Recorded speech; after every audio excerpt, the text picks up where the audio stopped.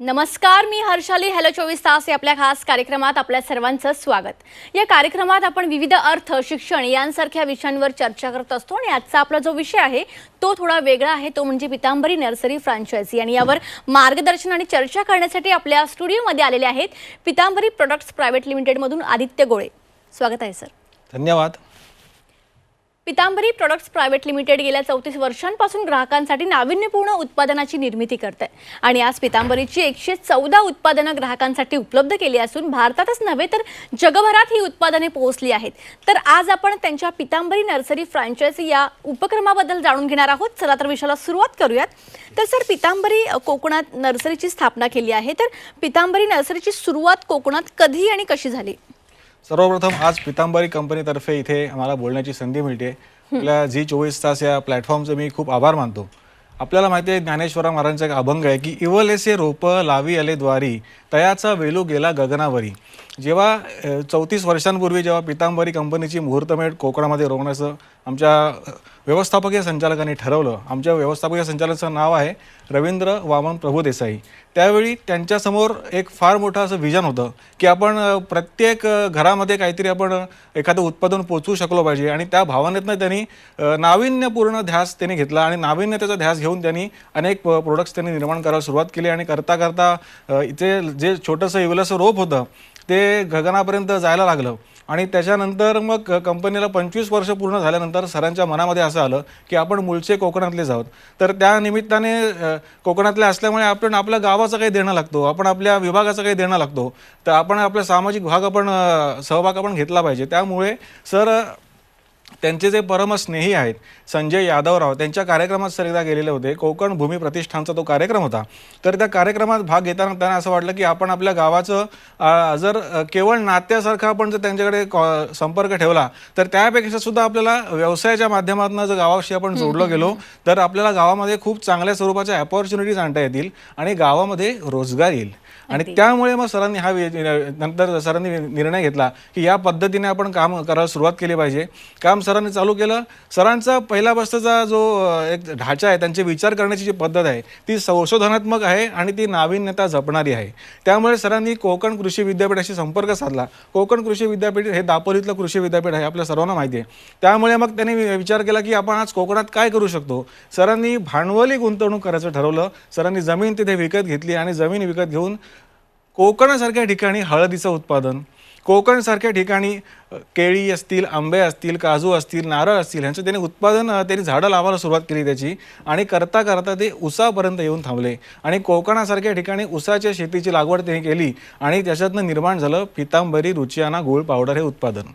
मग त्यांना समजलं की आता आपला पाय आता पक्का व्हायला लागला आहे, तर आपण आता आणखीन या स्वरूपात काय करू शकतो, या झाडांची आपण दर्जेदार मातृवृक्षांची आपण निर्मिती कशी करू शकतो. हा जेव्हा त्यांनी विचार मनात घेतला तेव्हा त्यांनी ठरवलं की आता आपण रोपांच्या व्यवसायामध्ये आपण उतरायचं आणि आपण नर्सरी स्थापन करायची. आणि हीच मला वाटतं हीच त्यांच्या आयुष्यातली महत्त्वाची एक घडामोड होती की त्यांनी पितांबरी नर्सरी स्थापन करायचा निर्णय एक 10 वर्षांपूर्वी घेतला. ओके. आणि मग पितांबरी ॲग्रो केअर डिव्हिजन विषयी तुम्ही काय सांगाल? पितांबरी त्यांनी निर्णय असा घेतला की आता आपण संशोधनात्मक वृत्तीने काम करायचं आहे. जे काय करायचं आहे ते एक मूलभूत संशोधन त्यातनं निर्माण झालं पाहिजे. आणि त्यांनी जणू एक कार्यशाळाच त्यांनी कोकणामध्ये स्थापन केली. सरांचं मूळ गाव आहे तळवडे, दापोली या ठिकाणी, म्हणजे दापोलीपासून जवळ आहे ते गाव. तळवडे, ताम्हाणे या 2 ठिकाणी त्यांनी भांडवली गुंतवणूक त्यांनी करायला सुरुवात केली. त्यांनी जमिनी विकत घेतलेल्या होत्या आणि त्या माध्यमातून त्यांनी ॲग्री डिव्हिजनचा त्यांच्या कंपनीमध्ये पाया घातला. 34 वर्षांमध्ये आपण लक्षात घेऊया, त्यांच्याकडे आज 114 उत्पादनं आहेत आणि त्याच माध्यमातून त्यांनी 10 त्यांचे विभाग त्यांनी कार्यरत करायला सुरुवात केलेली आहे. होम केअर डिव्हिजन असेल, ॲग्री केअर डिव्हिजन असेल आणि ह्या माध्यमातून त्यांनी वेगवेगळ्या स्वरूपाच्या हेल्थ केअर डिव्हिजन असेल, त्यांनी एकूण असे 10 त्यांनी विभाग स्थापन केले. आणि मग आपल्याला पुढे तुकाराम महाराजांचा आपल्याला अभंग माहितीच आहे की शुद्ध बीजापोटी फळे रसाळ गोमटी. पण ह्या पुढे जाऊन सरांनी असं म्हटलं की शुद्ध बीजापोटी जातीवंत रोपटी राखून या भूपोटी फळे रसाळ गोमटी. याचा अर्थ काय झाला की आपल्याला जर आपल्याला रोपांची समजा ग्राहकांना द्यायची असतील तर आपले वृक्ष हे दर्जेदार असले पाहिजेत आणि त्यासाठी आपण ॲग्री केअर डिव्हिजनची स्थापना केली पाहिजे. आणि मग त्या माध्यमातून चांगलं उत्पन्न मिळणार आणि चांगलं उत्पन्न मिळणार त्यासाठी रसायन विरहित आपल्याला शेती करावी लागणार. आपण सध्या महाराष्ट्रात बघतोय की महाराष्ट्रात सर्वच ठिकाणी आज पावसाचं काय चांगलं चिन्ह नाहीये. आपलं कोरडभाऊ पण महाराष्ट्र आहे, काही ठिकाणी सिंचन क्षेत्र झालेलं आहे. तर अशा ठिकाणी आपण काय केलं की आपल्याला भांडवली गुंतवणूक आपल्याला चांगला परतावा देऊ शकेल, तर त्या माध्यमातून त्यांनी ॲग्री केअर डिव्हिजन स्थापना केली आणि मग रसायन विरहित शेती असेल, त्यासाठी गोमय नावाचं त्यांचा पदार्थ असेल, जे उत्पादन असेल, तर त्या माध्यमातून त्यांनी ॲग्री केअर डिव्हिजनचे त्यांनी मुहूर्तमेढ कंपनीची रोवली. ओके. आणि मग आपला पितांबरी नर्सरी फ्रँचायझीची आहे, त्याची संकल्पना मुळात काय आहे, त्याबद्दल सविस्तरमध्ये काय सांगाल? नक्कीच, फार छान प्रश्न विचारला की ही नर्सरीची मुळात संकल्पना कशी आहे. आपला भारत आपण बघितलेला आहे की भारताच्या अर्थव्यवस्थेमध्ये कृषी क्षेत्राचा फार मोठा वाटा आहे. कोरोनाच्या काळात सर्व जग ठप्प झालेलं असताना जर कोणी तारलं असेल तर ते आपल्या बळीराजानेच तारलेलं आहे. त्यामुळे आपल्या कृषीप्रधान देशामध्ये तृणधान्यांचा वाटा आहे. आपण जी शेती करतो ती पारंपरिक पद्धतीने खरीप, रब्बी आणि उन्हाळी ह्या हंगामामध्ये आपण शेती करत असतो. तर अशा ही या स्वरूपाची शेती करत असताना जो आपल्याला जे आपल्याला रिटर्न्स मिळतात, जे आपल्याला पैसे मिळतात, तो हंगाम संपता फक्त पैसे मिळतात. म्हणजे वर्षातनं साधारण आपण 4 महिने शेती केली तर 4 महिन्याच्या शेवटी आपल्याला पैसे मिळणार आहेत. पण जर आपण नर्सरीची फ्रँचायझी आपण समजा घेतली, जर आपण नर्सरीच्या माध्यमातून आपण रोपं जर द्यायला सुरुवात केली तर आपल्याला हमखास वर्षभर उत्पन्न मिळणार. त्यामुळे पितांबरी नर्सरी फ्रँचायझी हे बिझनेस मॉडेल तयार झालं आणि ते खास शेतकऱ्यांसाठी पितांबरीने आणलं, हे सांगताना आम्हाला खरोखर आनंद वाटत आहे. आणि यामध्ये पितांबरी नर्सरीमध्ये नेमकी कोणती रोपं मिळतात सर? आता जे आपण मगासपासून चर्चा करतोय की नर्सरी म्हणजे काय. आता आपण आपल्या सगळ्यांच्या डोळ्यासमोर एक साधारण चित्र असतं. आपण जेव्हा नर्सरीत एंट्री घेतो तेव्हा असे काही झाडं हँगिंगमध्ये ठेवलेले असतात, काही जमिनीवर ठेवलेले असतात, काही असे वाफे करून ठेवलेले असतात. तर पितांबरी नर्सरीच्या या फ्रँचायझीच्या मॉडेलमध्ये आम्ही अशीच खास रोपांची आम्ही एक प्रकारचं आम्ही त्यात सिलेक्शन करून ठेवलेलं आहे, ज्याच्यामध्ये फळभाज्यांची रोपं असतील, काही जंगली रोपं असतील, आपल्या काही भाज्यांची रोपं असतील, वनस्पती असतात ज्या मौल्यवान वनस्पती असतात, दुर्मिळ औषधी वनस्पती असतात. हे करता आपल्याला सांगायला म्हणजे काय हे नाही, आनंद वाटेल की डॉक्टर बाळासाहेब सावंत कृषी विद्यापीठामध्ये आज पितांबरी कंपनीने दरवर्षी चंदनाची 50,000 रोपं त्यांना सप्लाय केलेली आहेत. आणि हा एक मैलाचा दगड आज आमच्या कंपनीच्या वाढीच्या दृष्टीने ठरलेला आहे की चंदनाची शेती आज महाराष्ट्रात बहरणार आहे पुढच्या काही वर्षामध्ये. तर ह्या स्वरूपाची सर्व उपयुक्त अशी दर्जेदार आणि त्याचप्रमाणे आंबा असेल, नारळ असेल, चंदन असेल, सोनचाफा असेल, या स्वरूपाची आम्ही शोभिवंत वनस्पती असतील, या स्वरूपाची आम्ही रोपं आमच्या नर्सरीमध्ये विक्रीसाठी उपलब्ध करून ठेवलेली आहेत. ओके. आणि पितांबरी नर्सरी फ्रँचायझी कशी घेता येईल आणि त्यासाठी नेमक्या कोणत्या गोष्टी आवश्यक आहेत? आज जर आपल्याला पितांबरी नर्सरी फ्रँचायझी घ्यायची असेल तर आपण आता आपल्याकडून महाराष्ट्रात 36 जिल्हे आहेत. आमचा मानस असा आहे की 36 जिल्ह्यांच्या 358 तालुक्यामध्ये आपल्याला पितांबरीची नर्सरी फ्रँचायझी द्यायची आहे. आजपर्यंत तुम्हाला जर स्टेटस सांगायचं झालं तर आज महाराष्ट्रातल्या 36 जिल्ह्यांपैकी 14 जिल्ह्यांमध्ये 17 तालुक्यांमध्ये 33 यशस्वी नर्सरी फ्रँचायझी आम्ही देऊ शकलेलो आहोत, हे सांगताना आम्हाला खरोखर आनंद वाटत आहे. आणि या माध्यमातनं आता आपल्याला सर्वांना माहिती आहे की पॅरिसचा करार झाला होता आणि भारत सरकारने त्याला पॅरिसच्या करारामध्ये इंटेंडेड नॅशनली डिटरमाइंड कॉन्ट्रीब्युशन जी असतात त्या माध्यमातून आम्ही भारत देशामध्ये आम्ही भरपूर झाडं लावणार आहे मी सांगितलेलं होतं. तर आज या नर्सरी फ्रँचायझी धारकांकडनं भरपूर रोपं आज विकत लोकांनी घेतलेली आहेत आणि त्या माध्यमातून त्यांनी एक प्रकारचं सुजलाम सुफलाम भारत करण्याचा त्यांनी हा प्रयत्न केलेला आहे. तर ही समजा आपल्याला फ्रँचायझी घ्यायची असेल तर आपल्याला काय आवश्यक आहे तर 5 ते 10 गुंठ्यांची आपल्याला आपल्या स्वतःच्या मालकीची जमीन असली पाहिजे. शेतीसाठी उपयुक्त अशी ती जमीन असली पाहिजे. त्यानंतर वाहतुकीचा रस्ता त्या शेताजवळ असलेला पाहिजे. विजेचं कनेक्शन तिथे असलं पाहिजे. पाण्याची उपलब्धता असली पाहिजे. गोडाऊन असतं आणि त्यानंतर ग्रीन हाऊस, ज्यामुळे पिकं करपू नये त्यासाठी ते ग्रीन हाऊस आपण बघतो की ग्रीन असे नेट त्याला लावून केलेले असते. तर त्या स्वरूपाच्या ह्या सगळ्या गोष्टी आहेत. पण ह्याचबरोबर तुम्हाला सांगायला मला खरोखर आनंद वाटेल की आमचं हे जे बिझनेस मॉडेल आहे हे थोडं फ्लेक्झिबल आम्ही मॉडेल ठेवलेलं आहे. म्हणजे ह्यापैकी समजा एखाद दुसरी गोष्ट सुरुवातीच्या काळात नसते. बऱ्याच शेतकऱ्यांचं कसं होतं की आम्हाला सुरुवात तर आत्ता करायची पण आमच्याकडे आत्ता 4पैकी 2 गोष्टी समजा नाही आहेत, तर आम्ही त्यासाठी काय अडवणूक आम्ही त्याची लोकांची करून ठेवत नाही. तर ह्या सर्व गोष्टी आम्ही फ्लेक्झिबल आणि आपल्या सोयीनुसार बदल करता येण्यासारख्या आम्ही या गोष्टी याच्यात ठेवलेल्या आहे.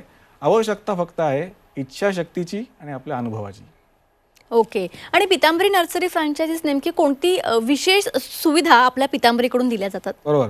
आता जेव्हा एखादा फ्रँचायझी होल्डर असं म्हणतो की आता आम्हाला आमची फ्रँचायझी चालू करायचीच आहे, तर आमचा प्रतिनिधी जो असतो तो कंपनीचा प्रतिनिधी प्रत्यक्ष जागेवरती येतो आणि पाहणी करतो आणि त्यानंतर कंपनीशी आमचा लिखित स्वरूपाचा करार केला जातो आणि त्या करार केल्यानंतर जेव्हा आपण ॲग्रीमेंटमध्ये येतो, ॲग्रीमेंटमध्ये आल्यानंतर पितांबरी कंपनी त्यांना व्यवस्थापन कसं करावं, रोपांची लागवड कशी करावी, रोपं लागवड करून झाल्यानंतर त्यांची विक्री कशी करावी, त्याचं विपणन कसं असलं पाहिजे.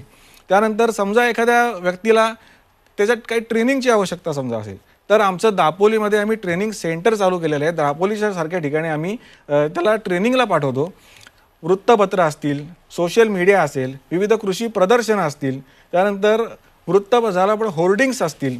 तर ह्या सर्व माध्यमातून आमचं जाहिरातीचं आम्ही एक फार जे मोठं नेटवर्क केलेलं आहे, तो आम्ही त्याला एक सेटअप त्यांना आम्ही मदत म्हणून त्या फ्रँचायझी होल्डरला आम्ही देत असतो आणि या विविध सुविधा आपण त्यांना उपलब्ध करून देत असतो. त्याचबरोबर एक अद्ययावत असं बिलिंग सॉफ्टवेअर, हे बिलिंग सॉफ्टवेअर आम्ही अशासाठी केलेलं आहे की बरेच वेळा शेवटी आपल्याला सर्वांना माहिती आहे की शेवटी आपला सबसे बडा रुपया असतो की जे बिल आपल्याला मिळणार असतं ते जर आपण व्यवस्थित त्याचा ट्रॅक ठेवू शकलो, तर आपण फॉलोअप घेऊ शकलो, तर आपल्याला पैसे वेळच्या वेळी मिळतील. त्यामुळे असं आम्ही ह्याच्यामध्ये बिलिंग सॉफ्टवेअर शेतकऱ्यांसाठी आणलेलं आहे. ही मला वाटतं खरोखर आज आपण म्हणजे म्हणतोय की काळानुसार जाणारी जी आपली घडामोड आहे ती पितांबरी कंपनीने याच्यात आणून दिलेली आहे.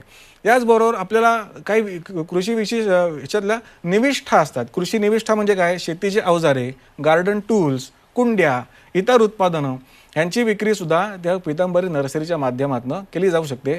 आता कुठली उत्पादनं आहेत ते आता तुम्हाला सांगतो. नक्कीच. तर नेमकी कोणती उत्पादनं आहेत विक्रीसाठी, तर सविस्तरमध्येच आपल्या प्रेक्षकांना सांगा. नक्कीच हा विषय ॲक्च्युली खूप म्हणजे आमच्या आवडीचा विषय आहे की गोमय. आता गोमयाची निर्मिती कशी झाली ते थोडक्यात सांगायचं तर सरांनी याच्यामध्ये 2200 गायी आज आम्ही स्वतःच्या ह्याच्यात पाळलेल्या आहेत, ज्या गायी भाकड होत्या. या भाकड गायींचा आता उपयोग काय त्याचा, आता भाकड गायींच्या शेणापासून आणि गोमूत्रापासून गोमय नावाचं आम्ही शेण तयार केलं आणि त्याला आम्ही FCOचा आम्हाला अप्रुव्हल पण मिळालेला आहे आणि हे सर्व शासन मान्य अधिकृत कृषी सेवा केंद्रांच्या मार्फतच आम्ही या सगळ्या गोष्टी विकत असतो. त्यानंतर स्ट्रेसिल नावाचं आमचं एक उत्पादन आहे. स्ट्रेसिलमध्ये काय होतं, OSS स्ट्रेसिल ते सिलिकायुक्त आमचं खत आहे. त्या माध्यमातून हे करताना पिकांवरचा जो ताण असतो, तो पिकांवरचा ताण त्याने कमी होतो. पिकांची जी पानं असतात झाडांची, त्याला प्रकाश संश्लेषणासाठी आपल्याला मदत व्हावी आणि प्रकाश संश्लेषणाच्या माध्यमातून झाड त्याचं अन्न तयार करेल आणि झाडावरचा ताण कमी होईल. आज आपण बघतोय की आज पूर्ण आपला ऑगस्ट महिना कोरडा गेलेला आहे. सध्या पाणी नसल्यामुळे काही ताण जे आणि आलेला असल्यामुळे काही रोगांचा प्रादुर्भाव होण्याची शक्यता आहे. तर अशा परिस्थितीमध्ये स्ट्रेसिल हे उत्पादन तुम्हाला खूप उपयुक्त पडू शकतं. BVF शील्ड, आता शील्ड म्हणजे ढाल, तर रोगप्रतिकारक झाडाची क्षमता वाढावी आणि झाडांचे जे रोग असतात त्याचा नाश व्हावा यासाठी ह्या BVF शील्डचा उपयोग आहे. त्यानंतर FV ग्रो, आता ग्रो या नावातच ग्रोईंग आलेलं आहे, त्यामुळे पिकाची फळांची भरघोस अशी वाढ होणार, पिकांची गुणवत्ता याच्यामध्ये वाढणार आहे आणि त्यामुळे ह्या सर्व उत्पादनांना आम्ही अंडर वन रूफ आपण म्हणतो की एकाच छताखाली आपण हे सगळं आणलेलं आहे आणि पितांबरी नर्सरीचा जो फ्रँचायझी होल्डर असणार आहे तो ह्या सर्व माध्यमातून झाडांची म्हणजे विक्री करू शकतो, रोपांची विक्री करू शकतो, फळभाज्यांची विक्री करू शकतो आणि करता करता पितांबरीची ही शेतीची उत्पादनं पण तो विकू शकतो. ओके. आणि या नर्सरी व्यतिरिक्त पितांबरी ॲग्रिकेअर डिव्हिजनच्या आणखी काही संकल्पना आहेत का? बरोबर. आता एवढा सगळा व्याप सगळा हँडल करायचा, आपण म्हणतो की आपल्या सर्व यशाचं मूळ कशामध्ये आहे, तर ते आपल्या विचारांमध्ये आहे आणि ते आपल्या संकल्पनेमध्येच आहे. तर या संकल्पना रुजवायच्या कशा, तर त्या रुजवण्यासाठी आपल्याला नाविन्याचा ध्यास घ्यायला लागतो. आमचे स्वतः रवींद्र प्रभुदेसाई सर, त्यांचे चिरंजीव परीक्षित सर हे अशाच अनेक वेगवेगळ्या संकल्पनांवरती काम करत असतात आणि त्या ह्याच्यातलं आपण जे म्हणतो की एक प्रकारचं ब्रेन स्टॉर्मिंग झाल्यानंतर जे नवनीत आलेलं आहे ते नवनीत म्हणजेच असं आहे की पंचहरित क्षेत्र. त्यानंतर फुलपुडी, आपल्याला रोजच्या घरातल्या देवपूजेसाठी आपल्याला फुलपुडी लागत असते. आपण देवाकडे जातो, दर्शनाला जातो देवळामध्ये, तेव्हा आपण त्याला काही फुलं अर्पण करतो. तर जे बाहेर फुलं विक्रेते असतात त्यांना या फुलांचा उपयोग होणार असतो. तर ही फुलपुडीची संकल्पना आणलेली आहे. पितांबरीची देवराई आहे. त्यानंतर नक्षत्रवनं आहेत. आता लाखी बाग नावाची एक संकल्पना आहे की एका बागेतनं 1 लाख रुपयाचं उत्पन्न मिळू शकेल, ही लाखी बाग संकल्पना. मग त्या ह्याच्यामध्ये आम्ही त्याचं फार्म आर्किटेक्चर त्यांना करून देतो की कोणत्या बाजूला कोणत्या स्वरूपाची झाडं असली पाहिजेत. ती झाडांमध्ये मग फळझाडं कुठल्या बाजूला, फुलझाडं कुठल्या बाजूला, मध्ये काय लावायचं, कंपाऊंडला काय लावायचं, या माध्यमातून आम्ही ती लाखी बागची संकल्पना आणलेली आहे. त्याबरोबर नवग्रह वन, आपल्याला माहिती आहे की कोणाला शनीची पीडा नको असते, मग कोणाला मंगळ नको असतो. तर अशा ज्या लोकांना काही त्रास असतात तर त्यांच्या माध्यमातून नवग्रहांना आपण प्रसन्न करून घेऊ शकतो. आणि त्याचबरोबर पंचमहाभूत वने अशा वेगवेगळ्या डायनॅमिक संकल्पना, राशी वन आहे, राशीचक्र असतात, मेष ते मीन, आपल्याला सर्वांना राशी माहिती आहेत. तर त्या राशींच्या आराध्य दैवतांचे जे वृक्ष असतात त्या वृक्षांचे आम्ही ह्याच्यामध्ये सिलेक्शन त्याचं आम्ही केलेलं आहे आणि त्या माध्यमातून या विविध संकल्पना आम्ही आमच्या ग्राहकांसाठी आणलेल्या आहेत. नक्कीच. आता या पितांबरी नर्सरीची पुढची वाटचाल कशी असेल सर? बरोबर. पुढची वाटचाल हा अत्यंत महत्त्वाचा विषय आहे की या टप्प्यापर्यंत आम्ही येण्यासाठी ज्या काही गोष्टी आम्ही फेस केलेल्या आहेत तो खूप आमचा सकारात्मक अनुभव राहिलेला आहे. आणि आता या पुढच्या क्षेत्रामध्ये आपण काय करायचं हा जेव्हा विचार आम्ही करत होतो तेव्हा आम्हाला हे लक्षात आलं की आपल्या मनात समजा असं आहे की आज आम्हाला आंबा घ्यायचा आहे, पण आपली जमीन जर त्यासाठी उपयुक्त नसेल तेव्हा आपण काय करणार. किंवा बरेच वेळा आपण एक्झॉटिक प्लांट्स आणतो. तुम्हाला एक उदाहरण म्हणून सांगतो आता मी की मागच्या काही काळामध्ये आफ्रिकेतनं एक झाड आणलं होतं. साऊथ इंडियातली घटना आहे. ते झाड आणलं आणि त्या एका सामाजिक ठिकाणी त्याचं वृक्षारोपण झालं. ते झाड नंतर एवढं वाढायला लागलं की त्याने आजूबाजूची झाडं मरायला लागली आणि त्यांच्या बाजूला एक तळं होतं. त्या तळ्यातलं सर्व पाणी त्या झाडाच्या मुळांनी शोषून घेतलं. मग हे जे ह्याला म्हणतो आपण की एक्झॉटिक स्पीशीज, या बाहेरच्या स्पीशीज बरेच वेळा काय भारतीय वृक्षांसाठी चांगल्या नसतात. त्यामुळे आम्ही असं ठरवलं की भारतीय वृक्षांची लागवड करता करता आपण मृदा परीक्षण आधी करून घ्यायचं. सॉईल टेस्टिंगच्या वेळी आपल्याला असा प्रॉब्लेम येतो की बरेच वेळा आज शेतकरी त्याची जी माती असते ती माती तो परीक्षणासाठी देतो, पण त्याला महिनाभर थांबावं लागतं, 1.5 महिना थांबावं लागतं, 2 महिना थांबावं लागतं. म्हणजे हंगाम संपत येतो आणि त्याचा मातीचा रिपोर्ट येतो. हे काही उपयुक्त नाही. त्यामुळे हे लक्षात आलं म्हटलं आम्ही असा निर्णय घेतला याच्यामध्ये की क्विक लवकर त्या शेतकऱ्याला त्याच्या मृदा परीक्षणाचा रिपोर्ट मिळाला पाहिजे आणि त्यामुळे त्यांनी त्याचा खर्च कमी होईल. मग समजा मातीचा रिपोर्ट आला की आपल्या मातीत कशाची कमतरता आहे, नायट्रोजन, फॉस्फरस, बाकी या सगळे मायक्रो न्यूट्रिएंट्स जे असतात त्यांची समजा काही कमतरता असेल तर ती त्याला ताबडतोब समजेल आणि त्या दृष्टीने तो त्या पिकांची ह्याच्यामध्ये खतांचे उपयोजन करू शकेल. आणि ह्या दृष्टीने आमची पुढची वाटचाल ही मृदा परीक्षणाच्या माध्यमातून शेतीचा विकास अशी असणार आहे. ओके. आणि पितांबरी नर्सरी फ्रँचायझी घेतल्यानंतर त्यामध्ये प्रॉफिट मार्जिन काय असेल याविषयी थोडं सविस्तरमध्ये आपल्या प्रेक्षकांना सांगा. नाही, हे प्रॉफिट मार्जिन ही अत्यंत महत्त्वाची गोष्ट आहे. आणि प्रॉफिट शेवटी there is only profit for every risk there is a profit. त्यामुळे आता आपण पितांबरी नर्सरी फ्रँचायझी घेतल्यानंतर काय तुमचा फायदा होणार, तर आम्ही जिल्हा स्तर आणि तालुका स्तर असे आम्ही 2 ह्याच्यात स्तर केलेले आहेत. जिल्हा स्तरावरती आपला सुपर स्टॉकिस्ट त्याच्यामध्ये असणार आहे आणि त्याच्या अंतर्गत जे तालुका पातळीवरती आपण फ्रँचायझी होल्डर्स त्याला ठेवणार आहोत. सुपर स्टॉकिस्ट लेवलला समजा आपलं कोणी आम्हाला विचारणा केली तर त्यांना 40 ते 45% नेट प्रॉफिट मिळू शकतो असं आमचं बिझनेस मॉडेल सांगतं. त्याचबरोबर तालुका पातळीवरती जर फ्रँचायझी समजा घेतली असेल तर 30 ते 35% प्रॉफिट होऊ शकतो. जर कोणाला संपर्क करायचा असेल तर आपल्या स्क्रीनच्या खाली इथे संपर्कासाठी आपल्याला क्रमांक येत आहेत, तर फोन उचला आणि नर्सरीचे फ्रँचायझी होल्डर व्हा. हे Pitambari nursery franchise business model हे शेतकऱ्यांसाठी खास आहे. नक्की. सर, आणखी एक जाता छोटासा प्रश्न. आता ह्या स्क्रीनवर नंबरवर कॉन्टॅक्ट केल्यानंतर त्याच्या पुढची प्रोसेस काय असेल? ते आता जेव्हा तुम्ही आमच्याकडे फोन जेव्हा करणार तेव्हा आमचे कस्टमर रिलेशनशिप मॅनेजर जे असतील, CRM जे असतील, ते CRM तुम्हाला पहिल्यांदा तुमचा फोन घेतील आणि तुमची ते व्यवस्थित चौकशी करतील की तुम्ही नेमके कुठे राहता, तुम्ही कुठल्या जिल्ह्यातल्या कुठल्या तालुक्यात आहात. आणि तालुक्यातला जेव्हा त्यांना समजेल गोष्ट की आज आपण ह्या समजा उदाहरण घेऊया की अमरावतीवरनं समजा फोन आलाय, अमरावतीच्या समजा ठिकाणी किंवा ठाण्यातनं फोन आलाय किंवा कोकणातला फोन आलाय, तर मग त्यांना फोन आल्यानंतर ते विचारणार की तुमची आजची नेमकी रिक्वायरमेंट काय आहे, जे आमचे निकष आहेत त्या निकषांमध्ये तुम्ही बसताय का, हे करून मग त्यांचं पूर्ण एक कस्टमर प्रोफाईल आम्ही त्यांची तयार करून घेणार. त्यांना जे काही आवश्यकता असेल, जे काही ट्रेनिंग असेल, ते ट्रेनिंगची समजा गरज असेल तर आम्ही त्यांना ट्रेनिंग घेण्यासाठी सांगणार. त्यानंतर समजा एखादा कोणाला पैशाची समजा काय अडचण असेल तर त्या माध्यमातून ते कोणाशी काय बोलायचं हे आमचे CRM त्यांच्याशी सांगतील आणि त्यांच्या ज्या काही सर्व शंका असतील त्या शंकांचं आम्ही उत्तर त्याचं निरसन केल्यानंतर आम्ही मग त्यांना आमची फ्रँचायझी देऊ. नक्कीच. तुम्ही या ठिकाणी याला खूप चांगलं मार्गदर्शन आमच्या प्रेक्षकांना केलं, त्यासाठी तुमचे मनापासून धन्यवाद. धन्यवाद. थँक्यू. तर आज आपल्यासोबत होते पितांबरी प्रोडक्ट्स प्रायव्हेट लिमिटेडचे आदित्य गोळे यांनी खूप चांगल्या पद्धतीने पितांबरी नर्सरी फ्रँचायझीबद्दल या उपक्रमाबद्दल त्यांनी मार्गदर्शन केलेलं आहे. तुमच्यापैकी ज्यांना पितांबरी नर्सिंग फ्रँचायझी घ्यायची असेल त्यांनी या स्क्रीनवर जे तुम्हाला कॉन्टॅक्ट्स नंबर दिसत आहेत त्यावर तुम्ही कॉन्टॅक्ट करून घेऊ शकता. कार्यक्रमात आता वेळ झाली आहे इथेच थांबण्याची. ताज्या बातम्यांकरिता पाहत रहा C24 तास.